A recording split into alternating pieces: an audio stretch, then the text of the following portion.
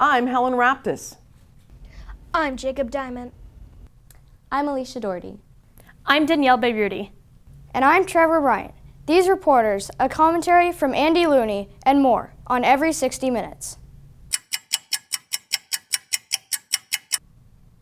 Public schools in Vancouver are among the finest in the nation.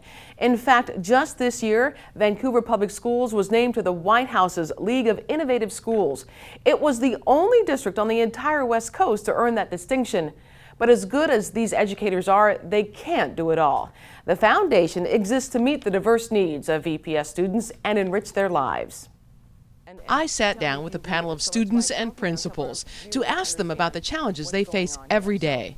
Do you know of a student who have gone without an adequate food supply at home, who cannot access medical or dental care when needed because there's no insurance or money to access those services? I had a girl with 15 cavities. Oh my gosh. What happened? Fortunately, she had a teacher who was an advocate for her, and the teacher came to me. I went to the foundation, and through the generosity of one of our local dentists, she got taken care of. Do you know of a student or even yourself who's had to ask for help to get school supplies, clothing, shoes, or other just basic necessities? Or whose parents are behind bars? Amber? My mother has been in prison before. Your mother's been in prison before. That must be very stressful for you to think about that, huh? That must be very hard. I'm so sorry. Our students don't have control over what their parents do a lot of times, but the ramifications are severe. Some of these challenges seem insurmountable, but students and staff face them together. VPS focuses on the whole child, and the foundation offers resources that the district cannot. Since the 2005-2006 school year, the percentage of students receiving free and reduced price meals has gone from 39% to 54%. That means nearly an extra 3,500 kids are living in poverty. In order to get the most they can out of school, students need to be ready to learn.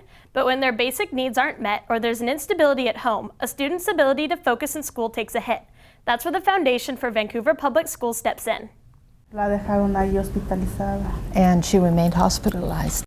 When fifth grader Alejandra suffered a medical emergency, it threatened not only her health, but also her family's ability to pay basic bills. They couldn't use the hospital phone, and it was long distance to call from Portland. Staying in the hospital with their child, they needed meals, and the hospitals, provide meals for the patient, but not for the family. We needed the help, and it surely was a big help. Help for Alejandra and lots of other basic needs are distributed through the school district's Family Community Resource Centers. The foundation teams up with the centers to provide safe and easy places for parents and students to find help. As for Alejandra, she's now on the mend and back in class. How are you feeling now? Good. Last year, the foundation spent more than $125,000 on basic necessities for kids, and in most cases, students and families have no idea where the money came from. A checkbook funded by the foundation is given to each school principal to quickly and discreetly take care of students' needs. School isn't just about academics. Extracurricular activities help make school more engaging and make students into well-rounded individuals. But for some kids, they face the prospect of missing out on all of that for reasons beyond their control.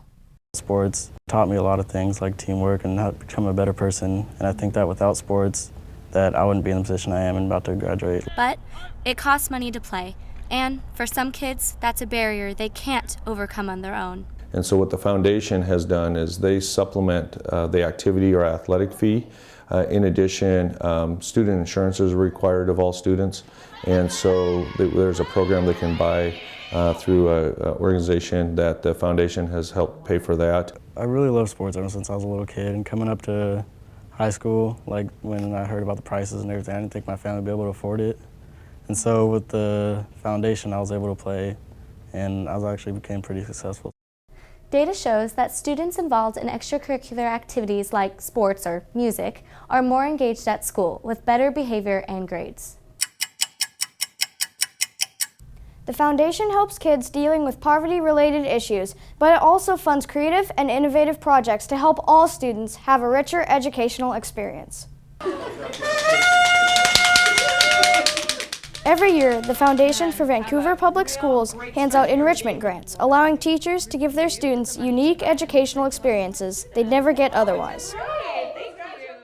Maestro! At Alki Middle School, students got to learn the art of dance courtesy of the Oregon Ballet Theater. Since most kids at Harney Elementary School have never been to China, a grant brought a bit of China to them, chopsticks and all. At King Elementary, the foundation sponsors Donuts with Dad and Muffins with Mom, an early morning celebration of breakfast, books, and learning as a family. Since the year 2000, the foundation has given out more than $750,000, paying for 725 projects throughout the district. The foundation makes great things happen with its money, but where does money come from? Are people really that generous?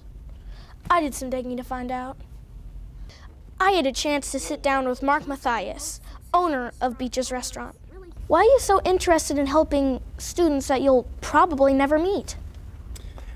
Jacob, because they deserve it. They live here.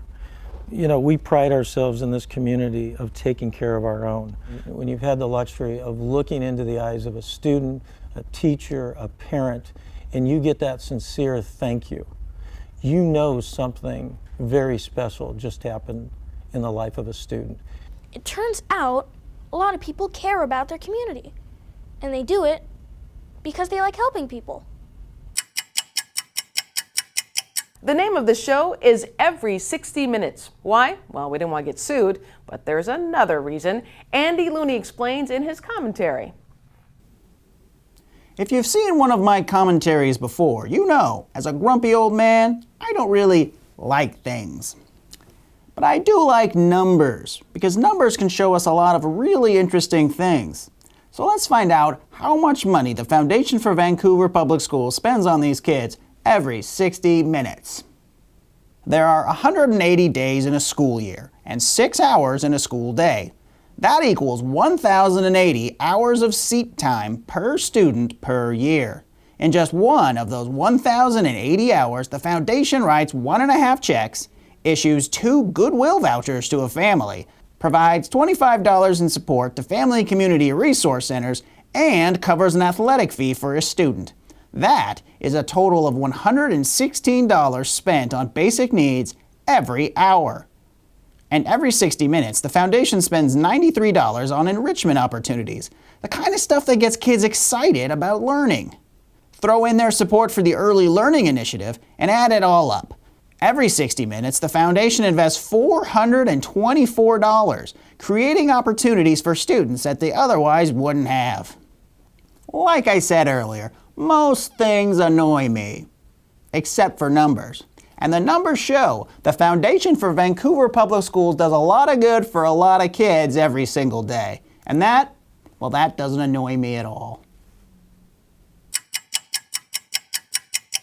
The foundation makes a difference in the life of a child every 60 minutes, every day of the year. It might be someone on your block, the captain of the football team, or the quiet student in the back of the class. For more than 20 years, the foundation continues to prepare, enrich, and mentor kids so they can succeed in the classroom and in life.